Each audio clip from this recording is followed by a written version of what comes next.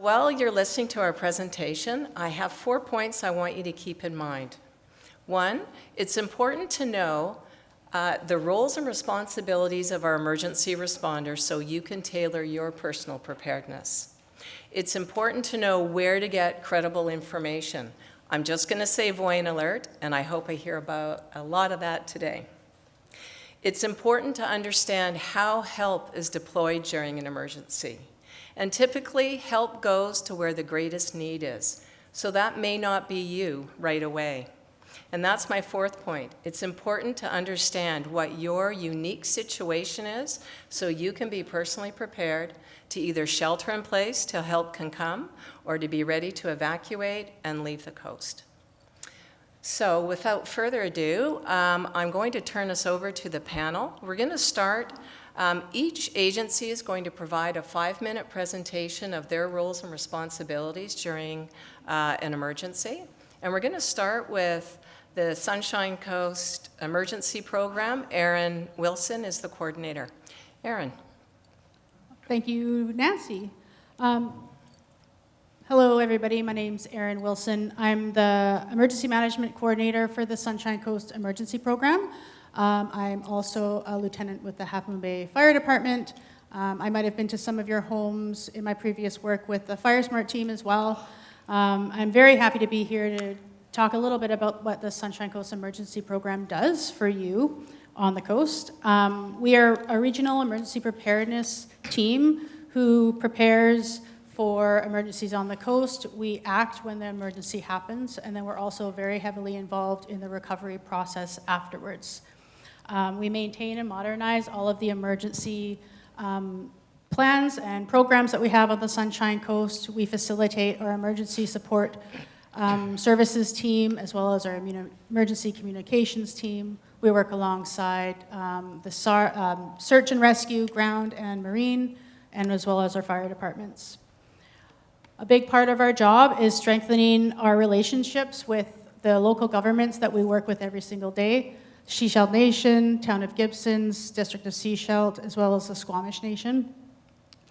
I'm very excited for this year. We're working on our multimodal evacuation plan and route for the Sunshine Coast. We're hoping to be bringing it to everybody sometime this summer. That has been going on since the previous September 2025. We're also in talks with the Canadian Armed Forces to bring a joint task exercise to the Sunshine Coast. They're going to be concentrating on engineering of the Chapman Creek Bridge to see what kind of support they would be able to offer in the event that there was some problem with it, an earthquake, that sort of thing. It's going to be almost an entire week long, and we're going to be going through all these different scenarios with them. Something else that we've just actually brought onto our website this morning is our most recent hazards, risks, vulnerabilities assessment. It's also called the HRVA, and that looks at every single hazard and risk that we have on the Sunshine Coast and gives a really good detail about each of those risks and how we can prepare for them. And then public awareness, communications, and everything else. That's a big role for the Sunshine Coast Emergency Program here on the Sunshine Coast. We love to come out and do presentations to community groups. We come to the library. We're just working on our schedule for 2026. We have some good information on our website as well. And then Voyant Alert, which Nancy mentioned already too, that is our emergency communications app that is available to everybody on the Sunshine Coast for free. You can try and sign up here on the QR code. We also have some information in the lobby for afterwards. Voyant Alert is an app on your cell phone, but you can also sign up for your home phone as well as your email alerts, and that is where you're going to get all the credible information if we had to have some sort of an evacuation alert or an evacuation order or any emergency on the Sunshine Coast. The information is going to come to you through the Voyant Alert app. I'd also like to talk about personal and community preparedness. There's only so much that we can do as our first responders. It really does a lot and helps us do our jobs if you guys are prepared at home as well. So that looks like building a grab-and-go kit should you have to leave your home and evacuate in about 10 minutes or so, having a 72-hour kit for you and your family members, having enough supplies, water, food, medications, pet supplies for at least a week on the Sunshine Coast just because of where we're located, as well as keeping an emergency kit in your car. We all are aware that we are a one-highway region, so having those things in your car, even if you're going from Half Moon Bay to Sechelt to do the grocery shopping, can be very important. So again, I'm really looking forward to hearing what all my other panel members say, and thank you so much for having me. Thank you, Erin. That's fantastic news about the evacuation plan and route that's currently being conducted, and along with the exercise by the Canadian Armed Forces that are coming here to troubleshoot the Chapman Bridge for us. Next, I'd like to call on Acting Senior Manager of Protective Services. He's also the Fire Chief for Gibsons, Chief Rob Michael.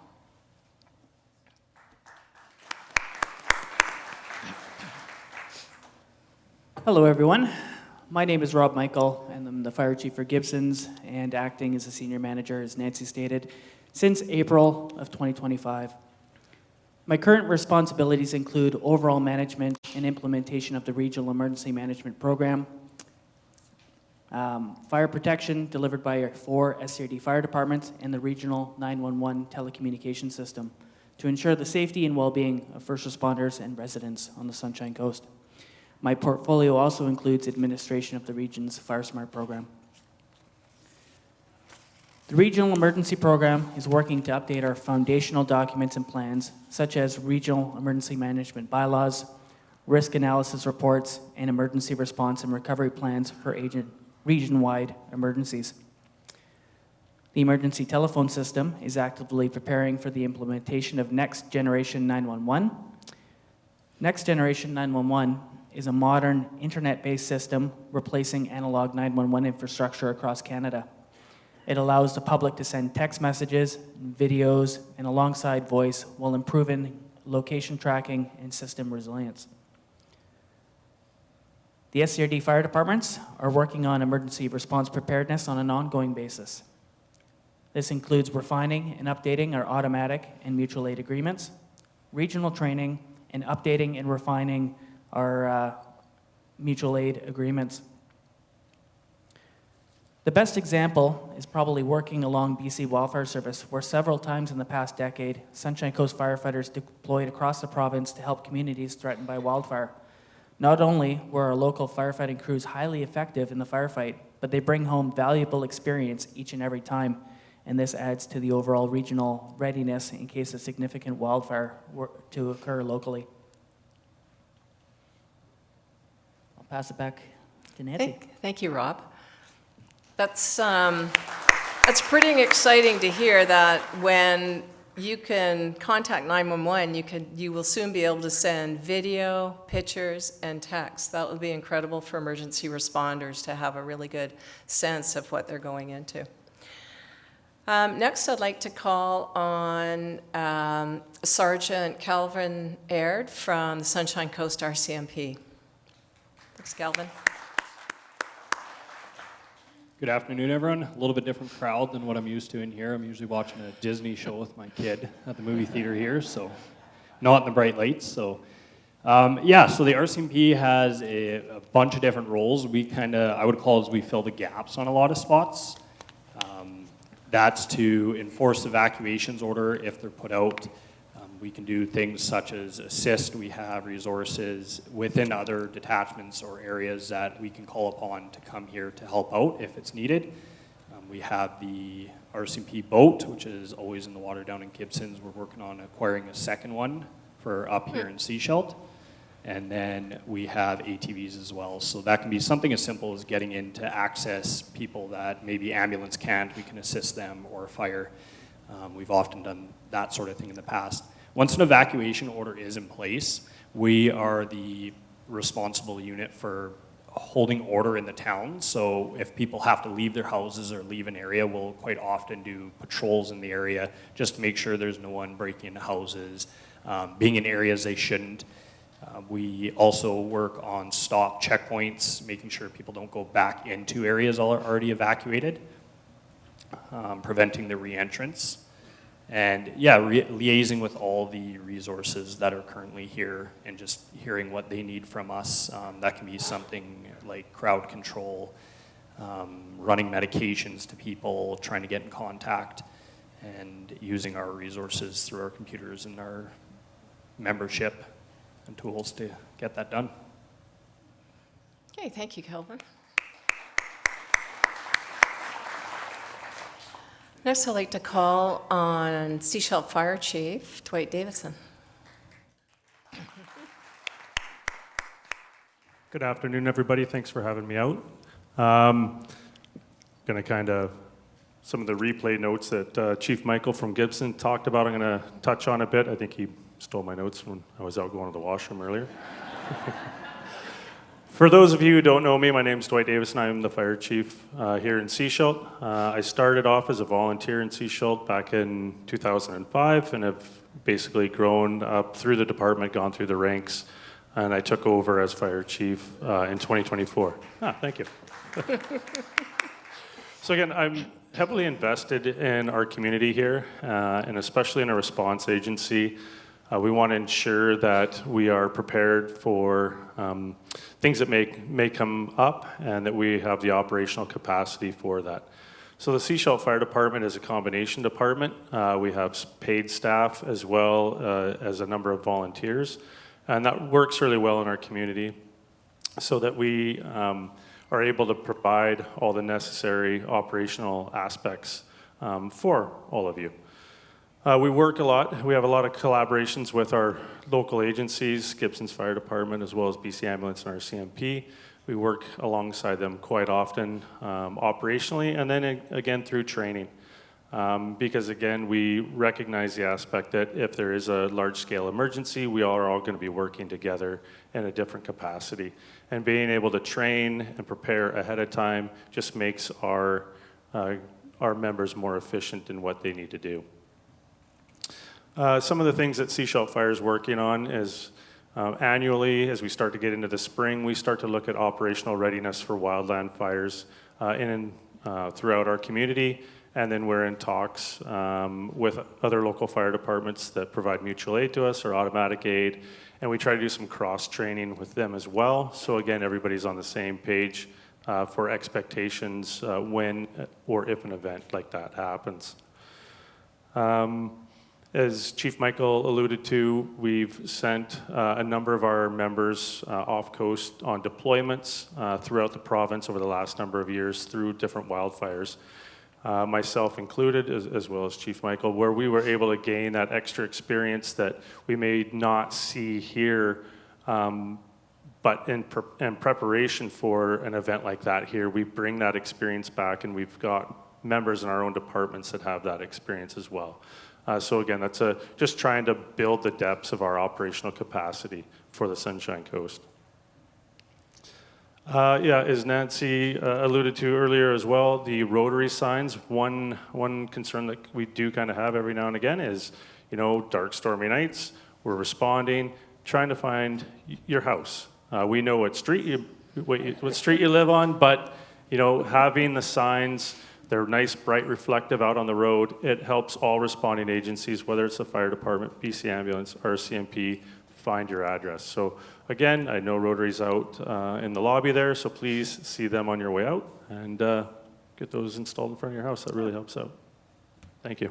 Okay, fantastic. Thank you, Chief. I'd also like to comment that we are really fortunate here on the Sunshine Coast that BC Wildfire does have a base here and that our emergency responders, all the agencies, work really close with them. So we always know when there's a puff of smoke outside of our towns in our jurisdiction. So excellent. Next, I'd like to call on Steve Reed. He's with Emergency Health Services, also known as BC Ambulance, and he is the Gibson Station Manager. Again, my name is Steve Reed. I'm the station chief for BC Ambulance in Gibsons, now known as BC Emergency Health Services. Our primary role is to facilitate the medical emergency through the 911 system on the Sunshine Coast. That role would carry right through any emergency or disaster we may experience. A little bit about me, same as a fellow here on my left. I started off in Gibson's in 2005 as a part-time paramedic. I've been through various roles all through the Lower Mainland and came back here as a station chief, so I'm quite vested in the community. As a service, we have greatly increased our staffing levels on the Sunshine Coast here, and over the last number of years, we've turned almost every part-time position into a full-time position, which has solidified our staffing. So there's very few people commute from the Lower Mainland anymore to work up here. It's almost everyone lives here, which is great. We are currently working on renovating our stations to facilitate the increased amount of ambulances we have on the Sunshine Coast, which is going to help services for the future. For other things that we're doing up here, we also facilitate the transfer of patients between medical facilities, patients that require a higher level of care than the current facility can provide. That would be in conjunction with Health Emergency Services BC in terms of larger disaster scenarios. Yeah, thank you. Okay, fantastic, thank you. And last but not least, we have a very important component of our coast, and that's the Sechelt Hospital, and I'd like to introduce CJ Butcher. Thank you, everyone. So my name is CJ Butcher. I'm the Clinical Operations Manager at Sechelt Hospital, so just across the road there. Overseeing the emergency department is within my portfolio, and having grown up as an emergency nurse a couple of years ago, and slowly moved up to management as well. So some of the things that we are working on within the hospital is definitely some planning and drills just for anything that might come our way.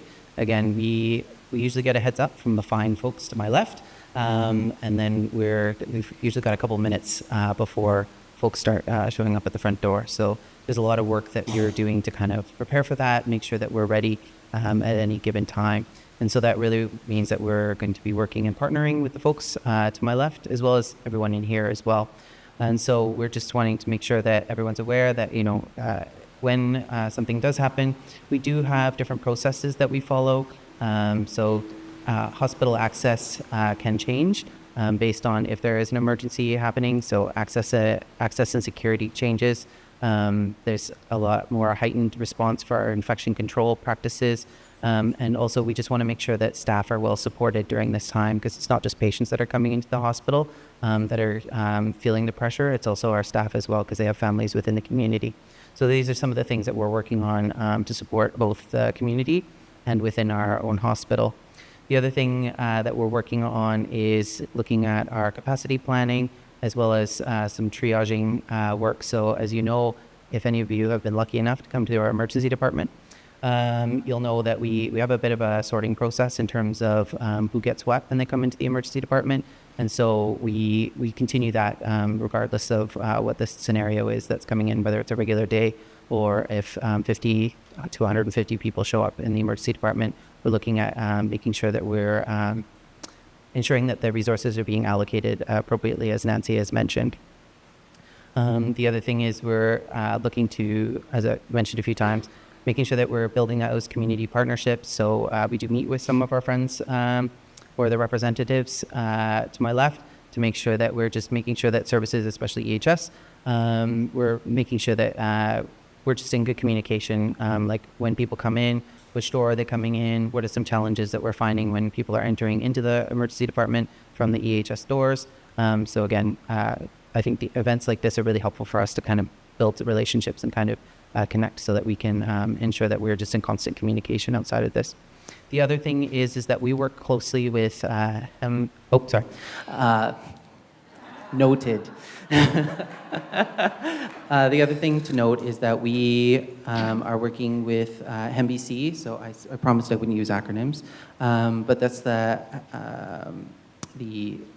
Health Emergency Management of British Columbia, who's an integral part of all hospital work. So all hospitals within BC all work with MBC, and they really work to effectively prevent, mitigate, prepare for, and respond to the impacts of emergency events. So that ensures that continuing health services, or that health services continue during disruptions.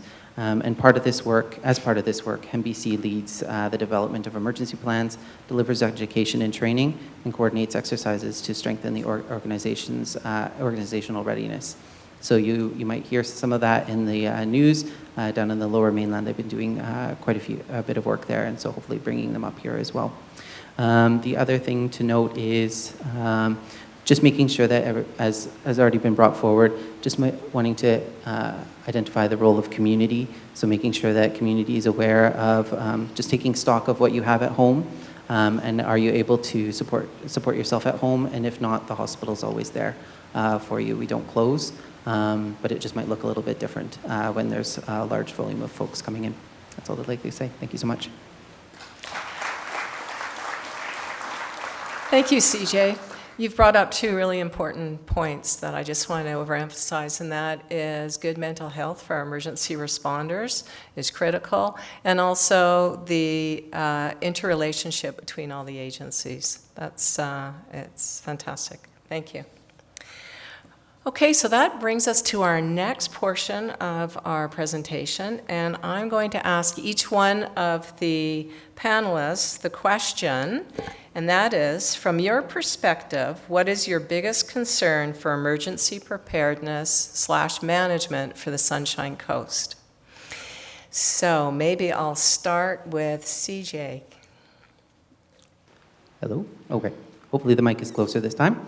I think there's two things that I think about when an emergency happens, and one of them is not the initial folks coming in. I think it's the longer effect. So folks that are at home but not knowing if they need to come in or should they stay at home.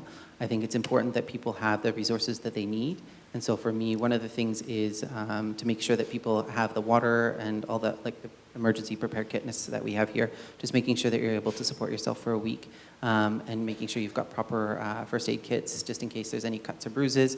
I have 2 kids. I know exactly what that looks like for all the cuts and bruises, and just making sure that they have what they need to self-treat at home, but also knowing that, again, the emergency department is there for you. The other thing is typically when I've seen something occur, like an earthquake or fire, a lot of people come to the emergency departments, and so we really rely on traffic control from our friends here at the table as well to support us. So that's one of the things that we like to just make sure that, when people are coming in, a lot of people call, is my family member in the hospital? Confidentiality, we can't necessarily divulge that information, but also making sure that, just note that people tend to call the hospital a lot when there's an event, and so just, and people come in, and so it's just that air traffic control piece. That's always a concern for us. Okay, thank you. So what I'm hearing is that we need to really stop and think. During an area-wide emergency, do we need to come to the hospital? Do we need to phone the hospital? Or do we start looking for credible information such as Wayne Alert and other emergency broadcasting? So something to keep in mind if we find ourselves in that situation. Steve, EHS. Hello, yes. Our biggest concern on the Sunshine Coast here would be transportation. Our ambulances on the coast here have wheels and they need a road to go on. And we do have several pinch points and a bridge which may interrupt transportation in times of need. Our dispatch center is very good at making sure we have ambulances in all the different areas on the Sunshine Coast. So if some are used up in Sechelt, then we move in from Gibson's or down from Madeira Park. So they're very good at keeping an eye on that, but transportation is probably our biggest concern. For public safety, we recommend at least one person in every household get a first aid certificate, and make sure you have a first aid kit to go with that certificate. And medications and oxygen. Don't wait till your medications run out. If there is a disaster of any sort, supply chains will be interrupted.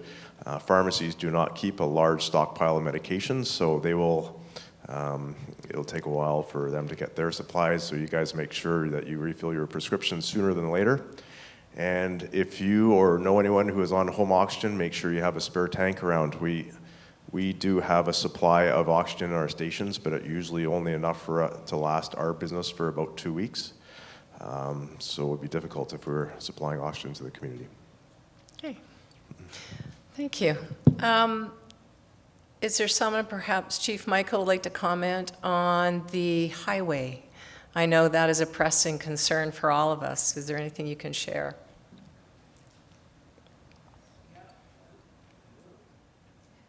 Did you turn it off? We were told not to. There we go. I always knew I could rely on you for some help here. Thinking about that last highway closure, I think it's really important to note the difference between an inconvenience and a regional emergency. Working in emergency services, there's a number of times where our transportation routes have been impacted for one reason or another. It could be weather, wires down, structure fires, motor vehicle incidents. The short-term solution is contingency planning. Like, what would you do if your vehicle broke down, right? And I hear that Aaron's recommending having an emergency kit in your vehicle. I see many of our emergency response partners coming up with contingency plans, noting our fire departments and our mutual aid agreement so we can get fire services to either side. Our ambulance services have partnerships with local marine search and rescue groups. We can get hovercraft, we can get boats. Longer term, or maybe I should say midterm, is the emergency program is working on that multimodal evacuation route plan that we can better inform our emergency services in public on evacuation route and procedures if localized evacuation is required. But, again, you might not need to go somewhere. I know it feels urgent, feels like an emergency, but, that highway closure, as inconvenient as it is, grab a coffee, right? Protect in place for a little while until that road can get reopened. If there are emergent and pressing issues, our emergency services can get through one way or another.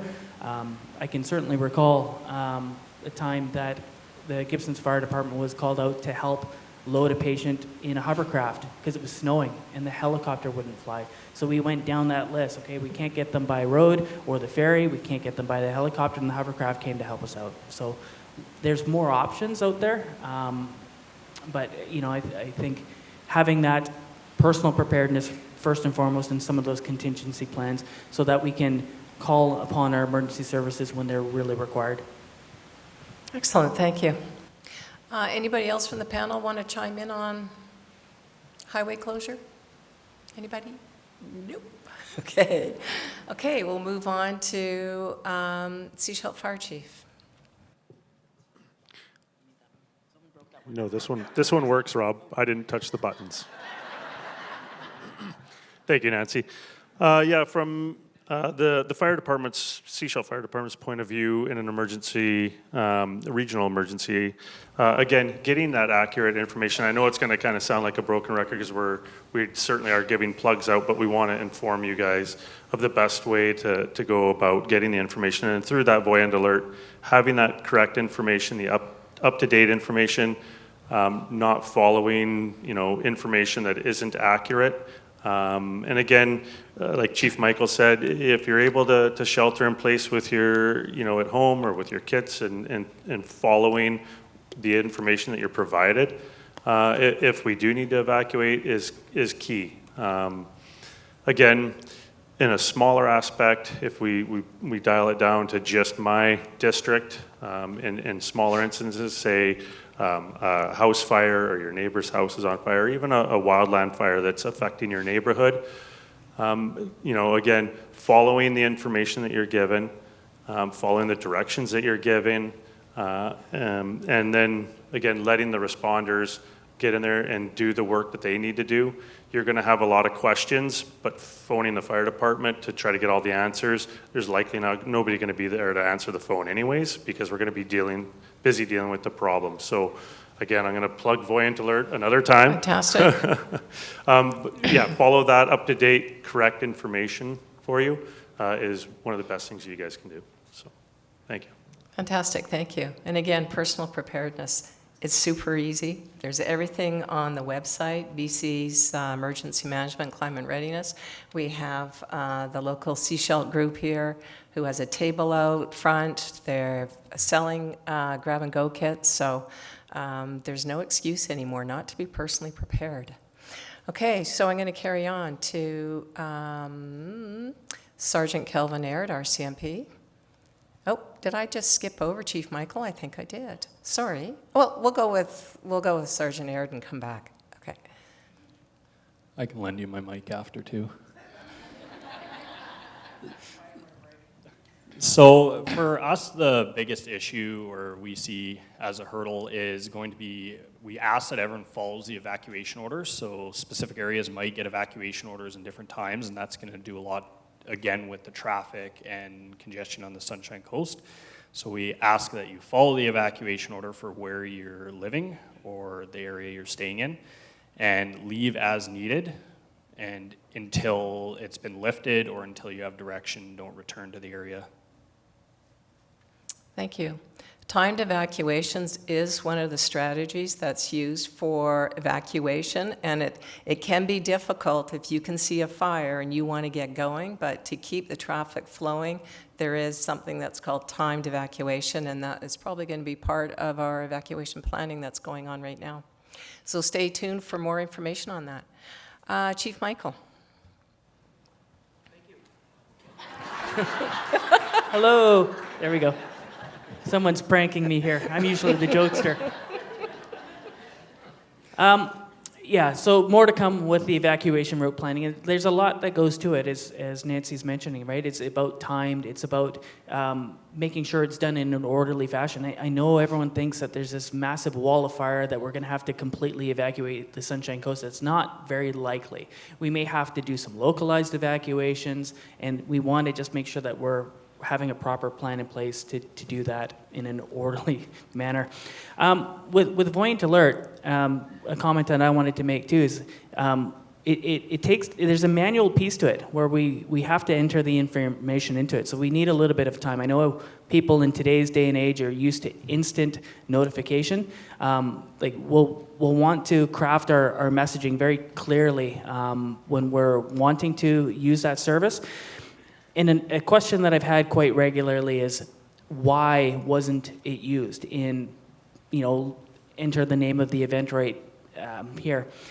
It's, if there's a call to action is really what we're using that service for, right? So we're plugging it and saying, hey, it's important, but you might not hear something specific or, hey, I hear a bunch of sirens, what's going on? That's not coming from Voyant Alert. We need you to evacuate. We need you to shelter in place. We need you to do something is when you're going to hear from that service. From my perspective, the concern I have about emergency management is our critical pieces. Our road networks, which is shared amongst our other partners here. Communication networks is on my portfolio too, and I worry about those systems. And I actively trying to build some redundancies in there, and we've got lots of support to do so. I'll note the SCRD board has approved $1.1 million towards radio infrastructure upgrading, so that our emergency services are not hampered in a case of a wide-scale emergency. So I think that's great, and I'm actively working on getting that project done as quickly as I can, because my colleague to my right has been really pressuring me, and I think we'll have some tangible results in the near future. Fantastic, thank you. There's also, when we talk about emergency communications, also the federal government now for several years, but they are also working on what's called a public safety broadband network that would be just isolated for emergency responders. And so people are concerned during an emergency that the Wi-Fi, the internet, the cellular gets overloaded. This network would prevent that from happening to emergency responders. So it's something else that's in the works and hopefully will be coming sooner than later.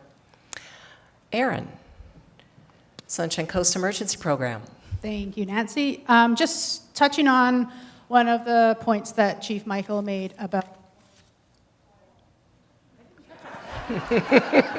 It's Rob's fault. Hello? Oh, there we go. about Voyant Alert and the communications you're getting from there, and a call to action, things that you're going to need to do or might need to do in the future. We understand that there's still some really important information that you might need that isn't really necessarily go out on Voyant Alert. And for that information, I really recommend that you go to the SCRD web pages and social media, District of Sechelt, Town of Gibson's, the local RCMP detachment, the fire department's social media and web pages, should they have that. That not so urgent but important information needs to be received by the community and the public through these the agencies that you can trust. I know that we have a very, very strong Facebook group community on the Sunshine Coast, and while there's a lot of really good information that can come from those groups, a lot of it is speculation and information that isn't necessarily true. So anything that you really want to know, that you need to know that information and you need it to be true, you need to go to those trusted sources. We would also be putting out messaging on 91.7, the local radio station, all of our social media platforms. We might be providing posters or information to be put up at the library or your local, the Half Moon Bay Market or the marina up in Egmont. So everybody who may or may not have access to phones or the internet or anything like that will still be able to get that information. We also have very strong relationships with Ministry of Transportation as well as Capilano Highways. We could be getting information out on those highway signs as well. So Voyant Alert, like I say, very, very important to register, but any of that other information still very important to get from trusted sources. So circling back to my SCEP, Sunshine Coast Emergency Program's bigger concerns are, again, going to be that personal and community and neighborhood preparedness. In the event of a large-scale emergency, your first responders, those of us you see up here, primarily we are mothers, fathers, children first, and then we wear our first responder hats, and many of us wear multiple first responder hats, as well as possibly another job too. So keeping in mind that your first responders, your firefighters, your ambulance attendants, your RCMP officers they live their lives on the Sunshine Coast as well. That is a big reason why everybody on the Sunshine Coast needs to be prepared in their home for themselves and their families. This looks like your kits at home, like I've talked about before. And while you can go and buy those pre-made kits for $90 that are absolutely wonderful, I also recognize that that just isn't affordable for a lot of people on the Sunshine Coast. And to those people I say, start where you are and then slowly build. A lot of us have extra backpacks at home that were not being used. And if you don't have a backpack, use a grocery bag. And you might have an old sweater that you don't wear anymore or shoes you don't wear anymore. And if you slowly put together those needs that you would need for that 72 hours, anything is better than nothing, and you need to start where you're at. So we have some really great information for you out there, really great information on the internet. So just understanding that you need to prepare yourselves. Get outside, meet your neighbors so you can have maybe a buddy system. If you know that there's a 95-year-old citizen that lives next door that doesn't have family here and lives on their own, knock on their door and introduce yourselves, and then maybe make a plan where if you get an alert on Voyant and they don't have a cell phone, you can knock on their door and let them know what's going on. So thank you very much. Fantastic, thank you. I also want to put a plug in for some of our volunteer groups that we have here on the Sunshine Coast. One is ESS, that's Emergency Sports Services. Those are the volunteers that come out when you've had a house fire. They will be the volunteers that will be at a reception center if we are evacuated. And they will help facilitate provincial resources for you, food, clothing, shelter. We have our emergency communications team. They specialize in VHF radio, very high frequency. It's incredible the different advancements that have been made. They can now send data packages, emails, texts through VHF. So there's lots of good work going on here. And if you're interested in volunteering, you can see the booths in the lobby. Does anybody from our panel have anything else to add before we turn it back to Jane for questions from the audience? Anybody? Last remarks? I'd just like to thank Nancy Hughes for Thank you. being a really wonderful moderator today, and also bringing some facts that I forgot to talk about up, because there's just so much going on in my head that I was going to forget something, but Nancy is a wonderful resource for all of us here as well. Thank you. Erin has a huge portfolio. Thank you, everybody. Jane.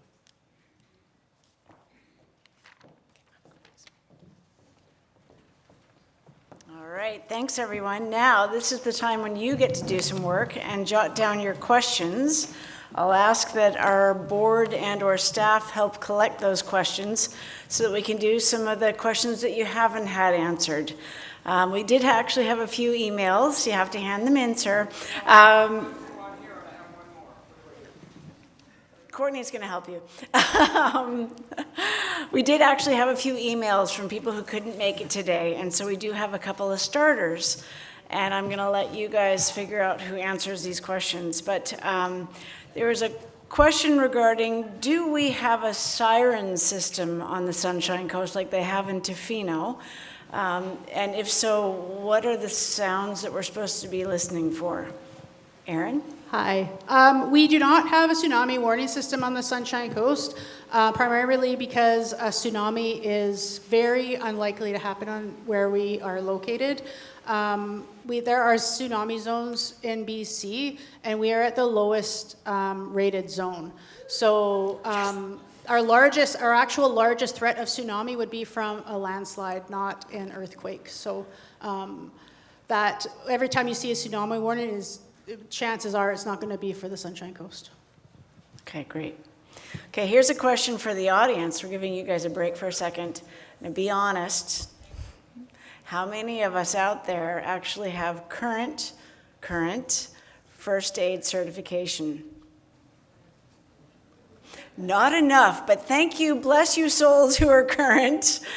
For those of us that are all expired, we will be posting some information about some of our local instructors here on the coast and see if we can get a few more people certified, because your best resource is going to be within about a 3 to 5 minute radius of your home. Okay, so question, again, this might go back to you, Erin, sorry, I'm not picking on you, but we do have a lot of pet lovers here on the coast, and we also have some large livestock on the coast, and should we ever have an evacuation, is there any sort of a plan or thought on animal or veterinary evacuation?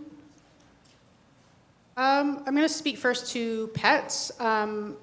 I urge everybody to consider your pets as part of your family, and because of that, you need to provide them with their 72-hour, 1-week amount of care that they need. So they need food, water, medications is something that you often forget.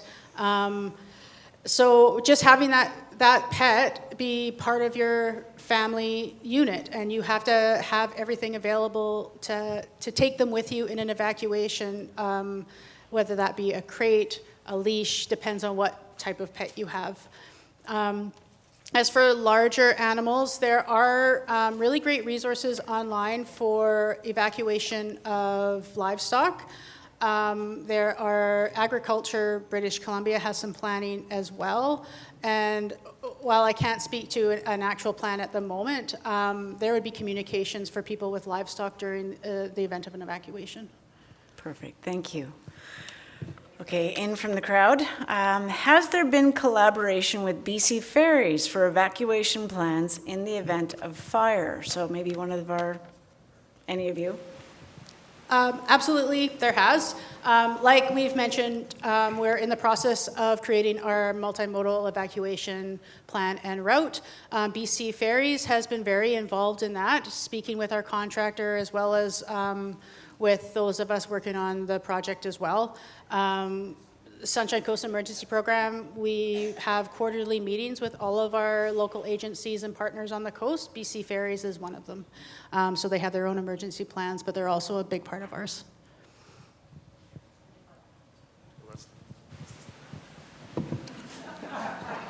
If I can just add the part about BC Ferries, maybe you've been on the ferry when they have, on our behalf, provided announcements whether the highway's closed during the drought when we were in water restrictions. So they are an active member of the emergency planning and response here on the coast. Fantastic. Question for the RCMP. Do you have a plan in place to keep the Davis Bay Bridge traffic moving? And if so, what is it? No, I don't have a magic wand. I think there isn't really a plan in place. That's something we'll have to address as the time comes. And I'd reiterate, again, it comes down to following the timed evacuation so that way it doesn't get backed up. Obviously, if that is a point, then we maybe redeployed some of our resources there to keep the traffic flowing through there. Okay. A follow-up question. What is the most reliable current source for highway conditions if people wanted to know if the roads were safe? Drive BC has some stuff. We try as locally within the RCMP, if there's a highway closure, we try to get it on there as fast as we can. In any evacuation scenario, we would be on social media. So look out for the social media posts from us, and those are typically shared locally here as well through the district websites if there's a highway closure. So that would be your best resource for that. Okay. Someone mentioned the new 911 system, and can you give more details on the time frame and what its functionality is again? Oh, there we go. Yes, that was me with the 911 stuff. And the timelines are getting pushed a bit. I mean, there's a heavy workload that our emergency communication centers are needing to do to upgrade and be ready, along with our local fire departments. The intent is to have more of a streamlined, data-driven, so you can text, you can send pictures, videos, and then your emergency responders can receive those. As you can imagine, that's a heavy workload now on our dispatchers as well to start sorting through and filtering that sort of stuff. So I think things are well on track with our Ecom 911, our 911 provider, to have that system in place and ready to go. But there's a little bit of work to do with our local emergency services to make sure that we're ready to receive that information once that comes online. Okay. So if the roads are washed out or fallen apart, will there be a barge available, or cruise ship, or dinghy, raft available to help us get off land if necessary? Hello, there, good. Well, if there's a cruise ship, I'll be on it already. That's what I like to vacation on. Stand by, wait for that multimodal evacuation route plan. And we chose that term very carefully, multimodal, right? We're looking at our roads, we're looking at the air, we're looking at marine, and expect to see that sooner than later.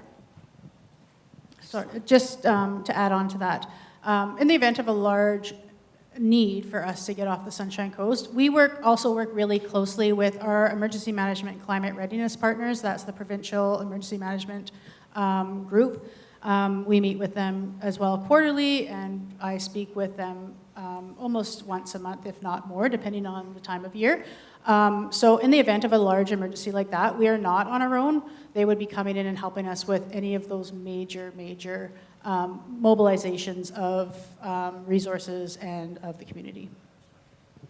And if I could also just add, there's the Federal Coordination Group, which is where we get Coast Guard, we get Canadian Armed Forces, we have that support. And again, that's all coordinated through the agency that Aaron was just mentioning, EMCR, or Emergency Management, Climate Readiness at the provincial level. Great. Okay, have you reached out to the leadership of Shishalh Nation to be part of the emergency plan and to collaborate together with our community, especially with the elders' awareness of the terrain? Yes, Sechelt Nation is a partner into the Sunshine Coast Emergency Program, and they are they come to our quarterly meetings, and we speak with them on an as-needed basis. We are really working on our relationship with the different nations on the Sunshine Coast, Sechelt being our main partner there. And bringing in elder knowledge and that sort of thing is always top of mind for myself. And going forward, that is something that the Sunshine Coast Emergency Program is definitely going to be working towards. So if I could add on that as well, is when I'm talking about those foundational documents and bylaws, and that's a project that we're well into, and we've got the support from our local government CAOs to have those in place. There's a little bit more work to do there, but that discussion and cooperation, as Aaron's speaking about, has well begun. In addition to that, our local first responders have actually participated in some trauma-informed practice training as well, and that was put on by the nation, and we participated in that, and I think this SRD did one as well. Very well attended, very informative, and I think that's going a long way to solidifying those relationships. Excellent. Question, where are the 911 calls from the coast managed? Is it in Vancouver? And then a follow-up, does Voyant Alert operate if the internet goes down? Two-part question. 911, our e-com is just across the street from Playland.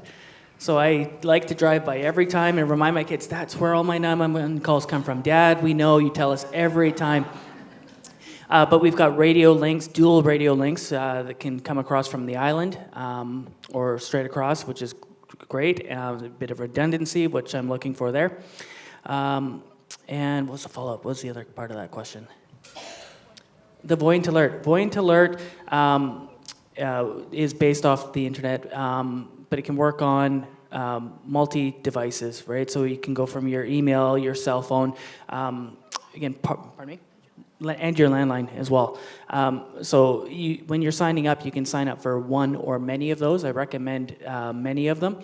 And part of those redundancies that we're building, and again, the great work that our emergency communication team can do is they can send emails through the radio, which is just incredible. There's this older technology that we can use in modern times.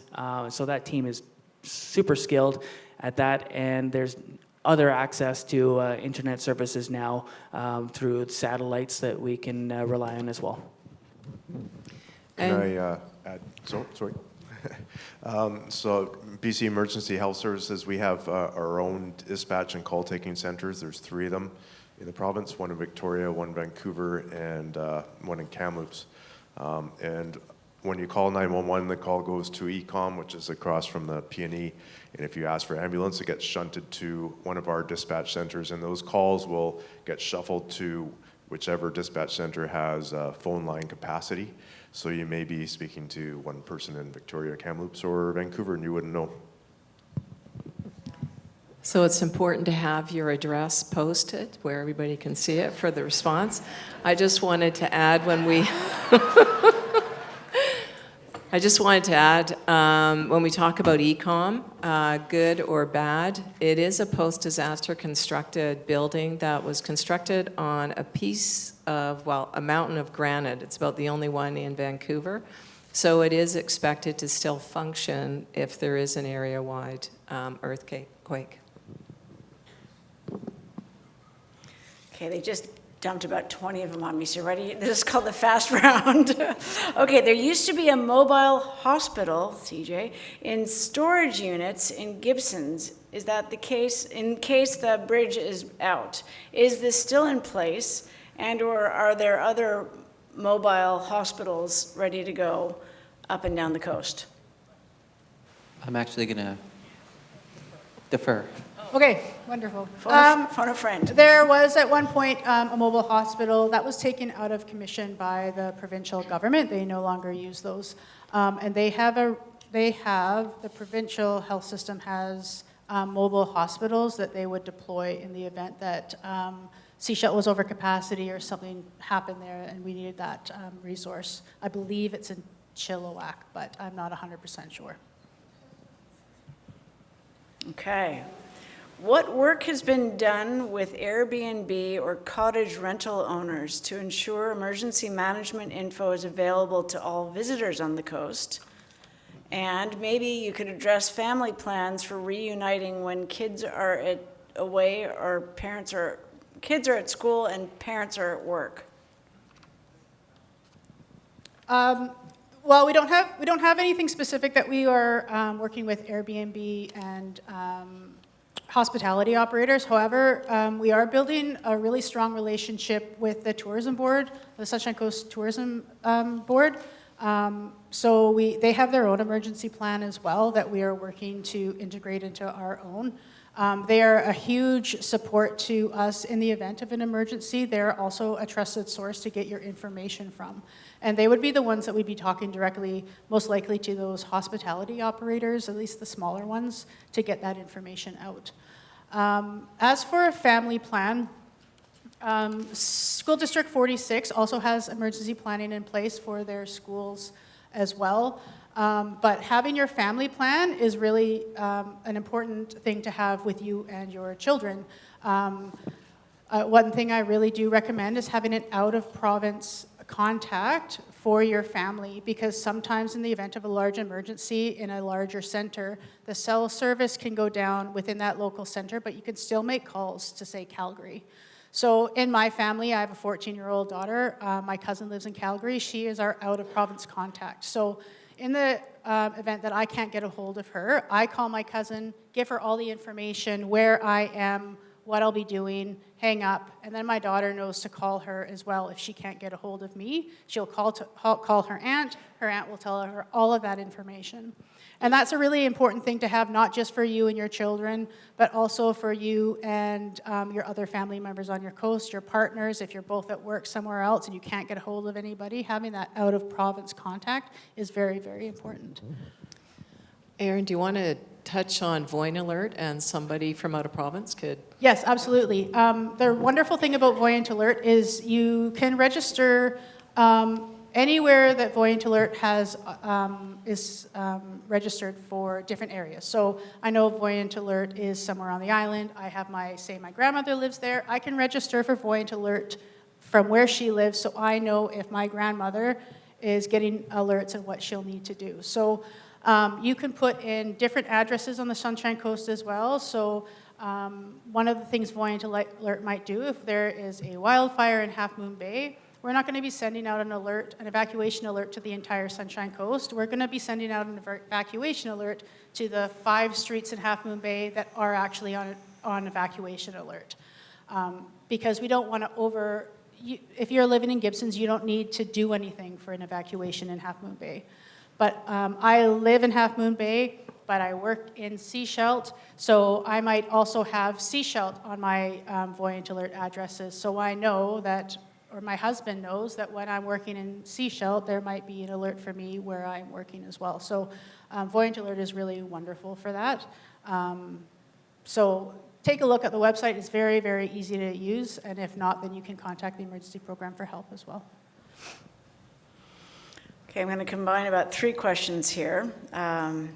So, if an evacuation order is issued, is direction provided about where to evacuate to? Are there already identified muster stations or muster areas? Hold on. Could clinics be used as extra hospitals or extra muster stations in case of an emergency? And again, could you share the designated muster station areas for large-scale evacuations? First question is, during Voyant Alert, one of the wonderful things that it also does, it sends out the alerts, but if you have it registered to your email or your cell phone, if there's an evacuation order or alert, our GAS team, which is our Global Information Systems team, they're the ones that create all the maps. They can create a map of the actual evacuation area within about 5 minutes.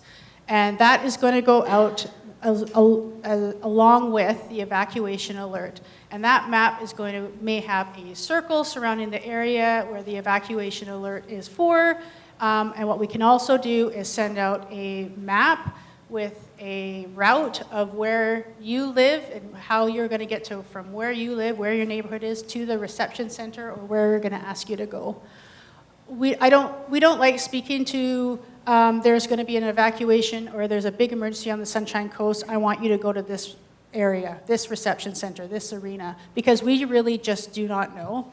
It really depends on what the situation is. So we don't publish a list of all the areas where you might have to go or maybe not, because we just don't know where you're going to be sent. If you might be sent north, you might be sent south. It really depends on what the event is. So that is why it's so important to register for Voyant Alert, and that they will tell you that your messaging through Voyant Alert will tell you where to go.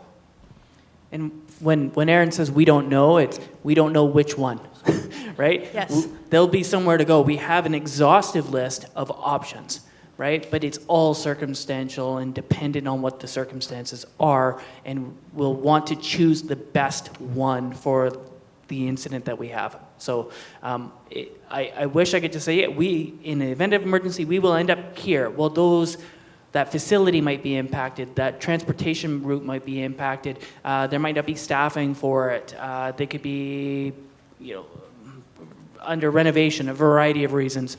So we have that exhaustive list that we would choose from and go and pick the best one.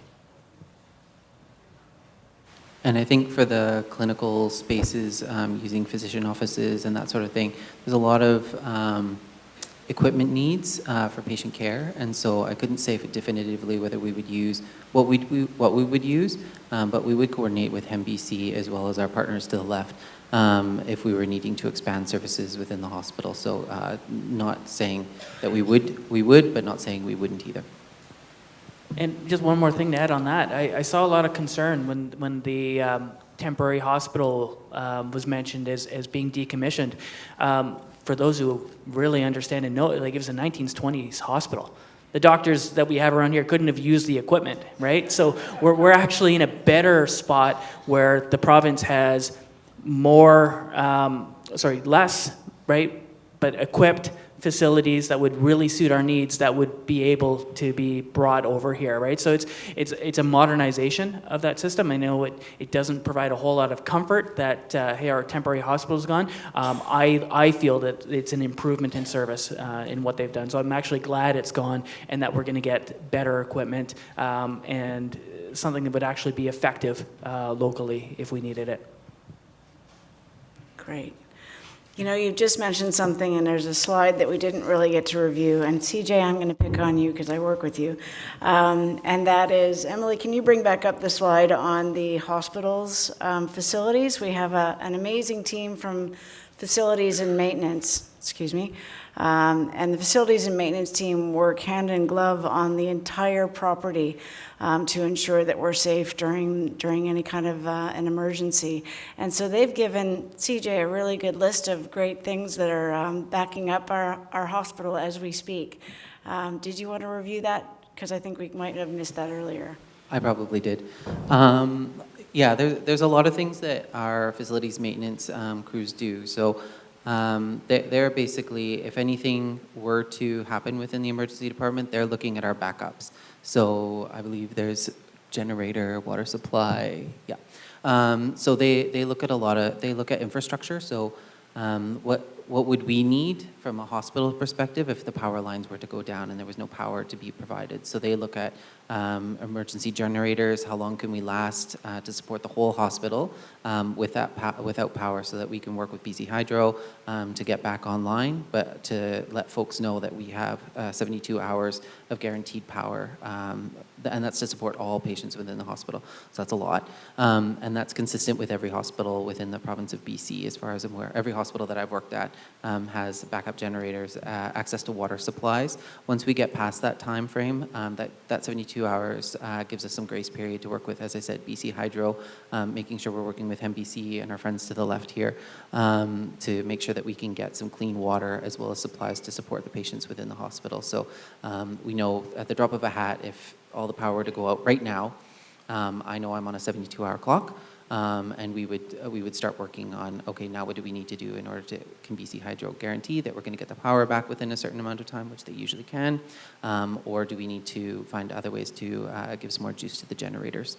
The other thing, and then oxygen supply. So there's a few patients that require oxygen therapy, so we work with a variety of services to provide oxygen for patients, and so again, we just make sure that we've got backup supplies within the hospital, which again, we're usually 72 hours plus for all services. So if anything does happen to the hospital, we do have a contingency plan to keep the hospital running without any external support for a fair amount of time. Excellent, thanks so much. Okay, question, does the Sunshine Coast have plans for an Emergency Operations Center, an EOC, and what does that look like? Feels like an inside question. No, that's a really wonderful question. An EOC, it's the Emergency Operations Center, and it's actually a very large part of my job. The Sunshine Coast Emergency Program are tasked for keeping our EOC operational and ready for in the event of an emergency. Currently, the SCRD's EOC is up at Field Road at the SCRD offices. Gibson's just completed their own smaller EOC as well down in Lower Gibson's. And there are some other smaller options around the Sunshine Coast where we can operate an EOC in the event that any of the other locations do not work. An emergency operations center is where in the event of an emergency, we would stand up an EOC, and we would bring together all of the agencies and the different people on the Sunshine Coast working towards alleviating that emergency, whether it be a wildfire or a drought or an earthquake. So it brings together managers, leaders, and employees to work together to bring resources to the Sunshine Coast. We have a planning division, logistics division. This is working with the provincial government as well. So that is basically where we're running all of the operations for that emergency out of the EOC. So we get grants from the provincial government most years, many years, I don't want to say most years, and that helps us supply with the different needs that we need, technological. It helps us provide our emergency communications team with the newer anything that they might need for their infrastructure. It helps us, we also get grants for our emergency support services team, who is also part of the EOC. And then as a big part of my role as well is to have EOC training for all of the regional government and agency employees that would be involved in that EOC as well. So we are constantly training for the event of an emergency. Excellent. I was actually wondering if that question was going to come up, and to assure the audience, the primary role of that Emergency Operations Center is to help and support the first responders, the many of these see at the table here, and get the first responders the equipment, the supplies, and the personnel they need to be able to do their job. And I'd just like to add that every time we look at a public safety building, whether it's going to be a new fire hall, we're always trying to advocate that they also build a facility for an emergency operations center. So it's never far from practitioners' minds, but yeah. Fantastic. Okay, we're just reading the room and seeing that we've already had some people depart a bit early here. I'm going to respect everyone's time and ask for everyone's surveys. We'll be doing a collection here. But Nancy and members of our panel, thank you so much for everything today. We recognize that it's a very big topic. It's a lot of content to cover in 90 minutes. But we're absolutely assured that we have the best and the brightest here on the stage, and so thrilled that all of you actually live here on the Sunshine Coast. And please join me in a round of applause for our panel.